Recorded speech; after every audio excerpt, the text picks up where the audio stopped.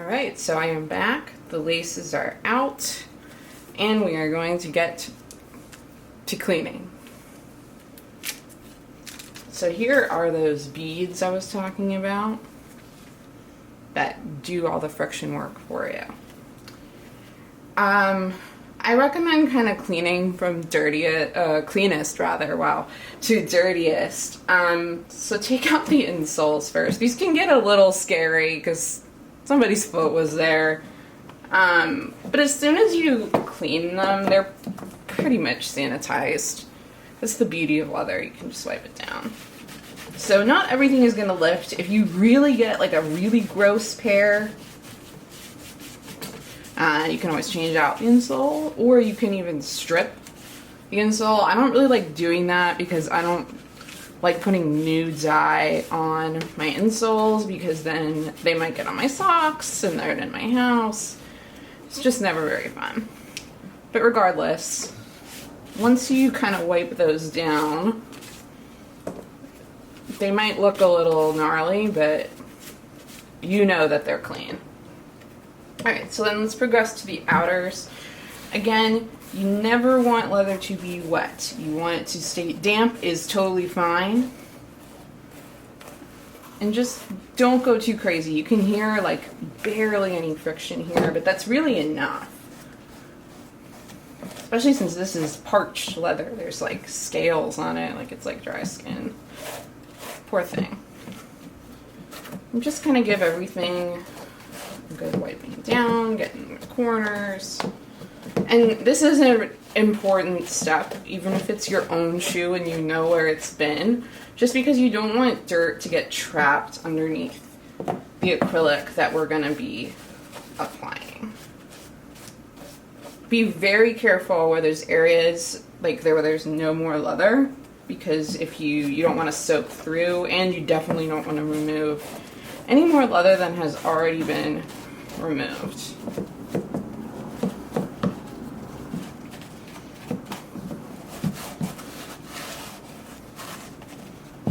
Get along all the seams. Dirt tends to go in seams. You really start to see dry damage that I actually didn't know was there before. Okay, and then lastly you want to do the soles. Now, in this video, I'm mostly going to tackle, these are lifting pretty well, but I'm mostly going to tackle restoring the leather. The soles, there are a variety of rather caustic chemicals, so I don't think I will be doing those on video. I might do them in stills. We'll see. I might find a way to safely do it in a video, but as you can see, I'm not really a gloves lady, but for that, I'm definitely a gloves lady. Oh yeah, these are lifting pretty nicely. I'm actually very pleasantly surprised. That's why part of why these wipes are so good. I can usually get away with using just one. I got another one out just in case. That might be more of a scratch than dirt, but we'll get as much out as we can. And again, I'm gonna have to clean these yellowed soles, and again anyway, so I'm not gonna go too crazy on them now. I just want them to not be like filthy as I'm handling them. Makes a nice sound. But yeah, most of that is gonna lift when I do the second cleaning and when I use this peroxide product to sun bleach them. Oh man, you can really see the difference there. But I'm not gonna go too crazy. I just want them to be sanitary for this process. Alright, I'm gonna be a little quick wiping the bottom sole just to make sure. Now, if you really want to go at that, you want like a scrub brush, but I've got everything covered. I'm not super worried. Alright, I recommend keeping, if you're using a wipe or a cleaner, just like set it aside because you might want to blot your brush on it. But now we've got this clean, we've basically got our canvas ready to go, and we will start healing the damage. So, order of operations here. Sometimes when there's just a little pulling away, I will do the cement step first, but there's really a lot this time. So I'm actually going to leave this so that I have this additional leverage to do my redying. Another thing I don't always have to do, these are pretty scratched up, so I am going to go ahead and use the Renovateur or whatever leather cream you have. It's important, again, rule pretty much of thumb with leather in all applications is damp, not wet. So this is some very thirsty peeled away leather. And like I said earlier, I have taken close-ups of the damage. I will, so you can tell the difference. And this is a unique case. I'm going to attempt to lift the dye from the last time somebody tried to do this. This is a lot like lotioning your skin. The cool part about leather is so much of it. Now, if I keep lifting, I'll damage it more. The cool part about leather is it really behaves like your skin. And so like if you have dry skin, you can kind of like tamp it down with lotion. The difference is with leather, it's going to stay there because the skin is dead. It's not going to absorb it. So you can fix a lot of things just with a little bit of conditioner. This is a little bit beyond conditioner stage, especially like some of the scaliness. Some of the scaliness I'm not even really going to attempt because I'm just going to let the patina cover it, and I will selectively repaint exposed areas. Alright, again, you can see I used really minimal amounts of product. The problem when you over oil leather is that it will extrude, like ooze out, basically. It's really gross. Actually, I did it on a sofa once. The oil, and you really don't want that. So I'm even going to take the extra paranoid step and kind of blot. So again, this is why these microfiber cloths are so great. Alright. Another thing I should say, when you are opening jars, especially we're about to open our dyes, be really careful to not spill the whole thing. I cannot tell you how many rental floors, even a carpet, I did that on once. I definitely don't recommend that. Okay, so we have the scuffs, we have the scratch, we have scales, and we are going to resolve most of that just with the dye. Alright, so this is a little bit of color paint theory for you. But again, someone's probably going to explain that better than me. But, I didn't even follow my own rule. The important thing with these is to shake them first. Like I said, do not spill this on your rental carpet and or hardwood. The hardwood is easier to clean, the carpet was a nightmare. Usually it will deposit enough dye for you to work with, to start working with, just in the cap. So you can put this aside and pray not to bump into it. And this whole process is dry brush, by the way. Like if you learn how to do like watercolors in school, that does not apply here. You're doing all of this dry brush, and even then, it sort of follows the golden. I am going to take more actually, because I got a lot of damage. If you have a little scratch, you can just use the cap. But anyway, this also follows the damp, not wet rule for leather, because you can get away with using just as little dye as possible. Alright, now I'm going to try to color match. Oop, I forgot to shake it again. See, you got to shake it. They really separate.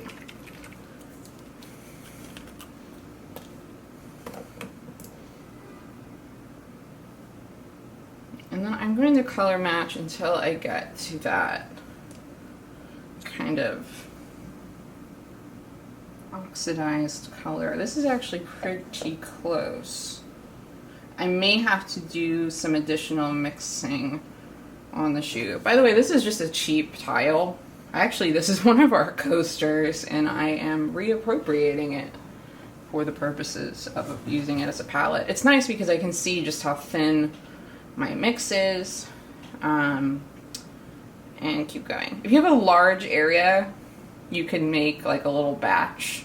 I've really never had to do that. I can usually stick to just what's on my palette. So I'm also going to see how much of this I can fix without mixing in the leather filler to thicken it.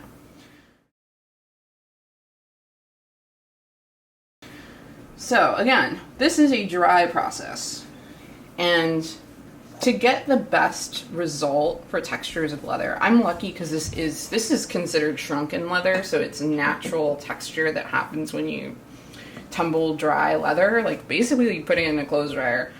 So the texture is more forgiving. But regardless, the gesture you want to use is much more of a tap, tap, tap, tap, tap, tap, tap, rather than a paint. And here is the fun part. Your skin is going to give you the best texture result, even better than the paintbrush. So the paintbrush is really just kind of like laying the color down. Just settle it nicely in there. You don't want to leave it pooled. You want to do the thinnest possible coats, and your finger is going to help you do that. And again, it's sort of this tap, tap, tap, tap, tap. My hands shake a little bit anyway, and this is one of the times when I'm grateful that they do, because I can kind of just let them do their business. You can kind of see already that this scratch already looks a lot better. You might be satisfied with that result.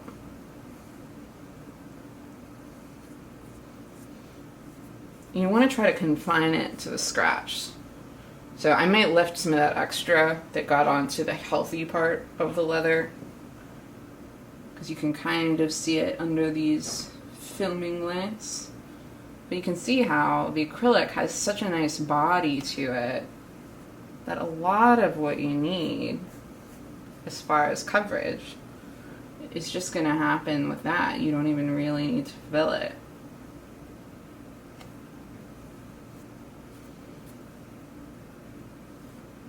I tend to do 3 to 4 coats, or just until I'm happy.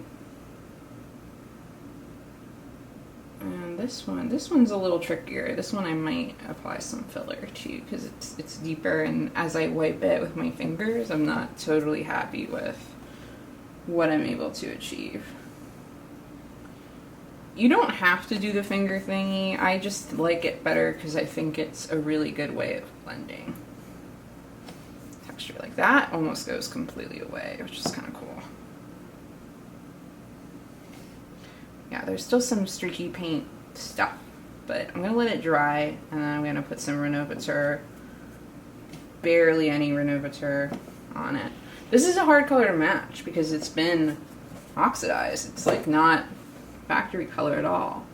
Even to the cure, actually I didn't even notice this when I was doing the tour, but like there's some peeling. The acrylic kind of acts as a nice little sealant, so you can really just dab it right on there. I'm gonna put some cream over that too. But see, that pretty much disappears as soon as you, like, the texture's not gone, but color-wise, it's a huge improvement. So you can already see this is a lot better. I'm gonna dab it with some Renovateur to try to remove, I already have some on here, so I'm just gonna reuse it, just to kind of get off some of the excess paint. It settled pretty nicely into my scratches by now, so I can kind of buff out the extra. Check it under a couple angles. Now there's still some here that I don't love. That spot might actually even be a different color, which is always fun. I'm gonna mix in a little more silver for that spot.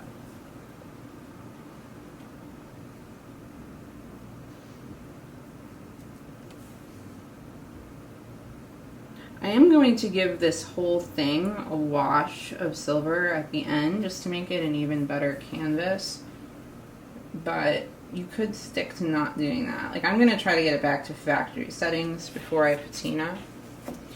But see, it's already just a lot better. And again, it's like a scar. Like, it's never going to really 100% go away. But it's a much more presentable shoe.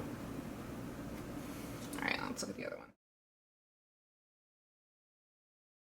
one. This one has much more leather loss. There's that big scratch. I have some footage from when I did my first pair. Ooh, see, this dye is already drying. That's another that's another thing. When you do it that thin, it starts to dry. This one has leather loss. Like, you can see some like suede texture through it. But if the smartest thing to do if you drop a box cutter like this person is to leave all the scales intact, because then you can fix it with glue and it get a much more natural finish. Here I'm gonna have to paint and cover it like I did with some of the leather loss there. But you always want to preserve as much of the leather as you can. So this time I'm going to show you mixing in a little bit of filler just because there is leather loss. The person didn't know better, and I'm going to be a heathen and stick my paintbrush right in the eye. I'm just going to take a little bit of this. Again, this is just like, I use this as a thickener. I've never had to, I've been really lucky and I've never had to fill any like really big gap. I think this product was mostly developed for sofas where like you do need to fill a big gap on occasion. But it just makes the dye like thicker, like you can kind of, it's much more like sculptable. And, you know, you can kind of keep track mentally of like what your mix is. And here it's even more important now that it's thicker to do that tap, tap, tap, tap, tap, tap, tap gesture and blab it. This scratch is deep enough that I don't think it is ever going to fully go away. We're going to rely on the reflective properties of the silver to camouflage it. I don't think most cases are as complicated as this. Again, I was really, really surprised that they resold these. I guess sometimes you could get something on eBay that's pretty gnarly. But see, that's already done a lot of the work. It's a little too silver. I'm gonna mix a little more yellow in there.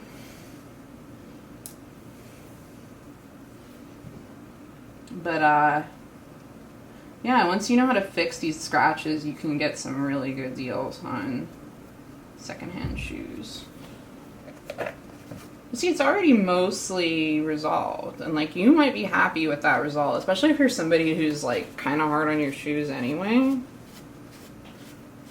Just buffing it out a little bit, make sure it settles into the scratch. But see, like mostly that's gone, and a lot of that is the metallic. I will say, I really like metallic shoes for this reason. Second to black, just because they're so easy to touch up, because the reflective nature really takes care of most of the grossness. Like it'll just hide it because it's reflecting. Alright, I'm making it a little bit more.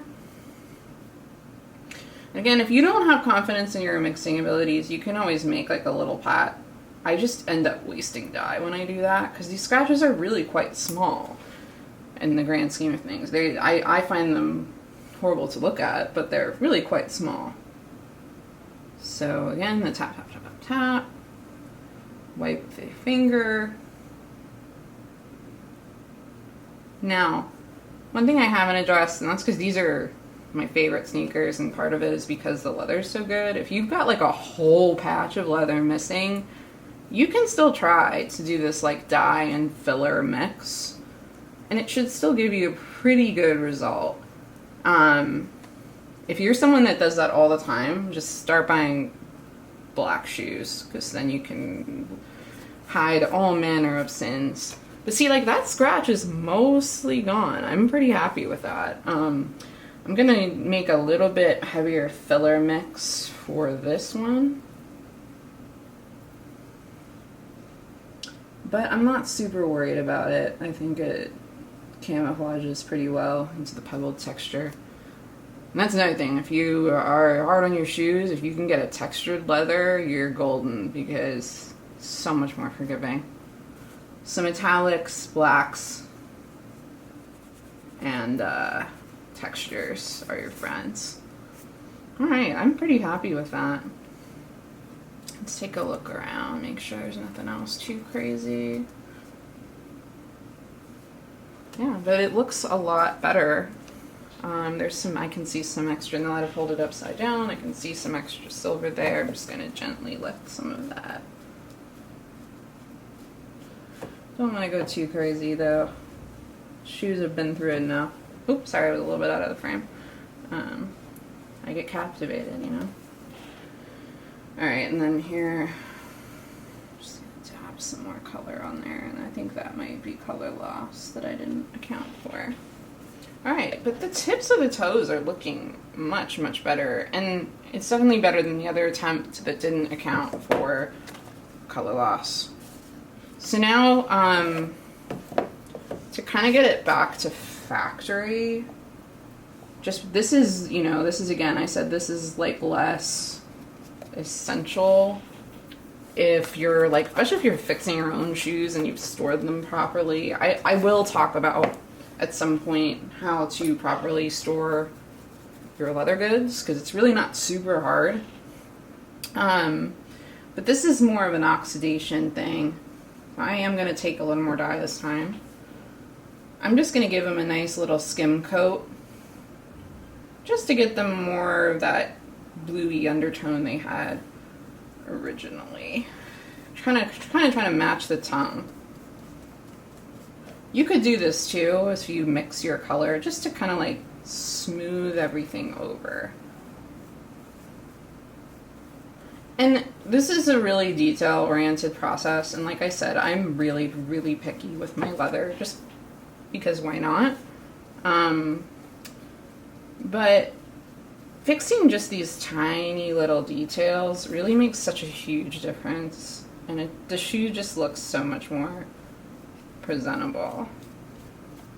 And this last little skim coat also kind of like puts a nice little layer of acrylic over everything. It's kind of like shrink wrapping almost.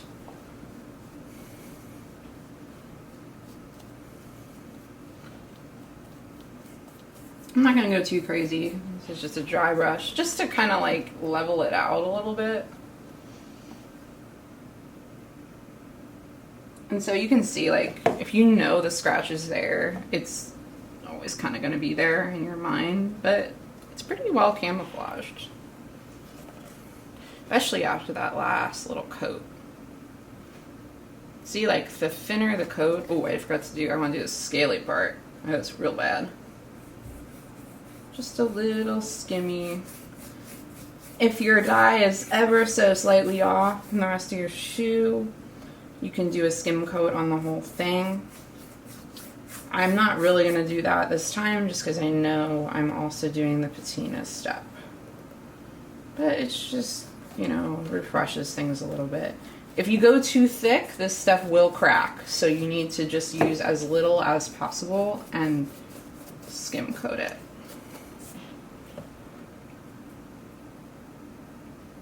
If you get some on the rubber, like I just did, don't worry too much about it because you can clean it off again. The beauty of acrylic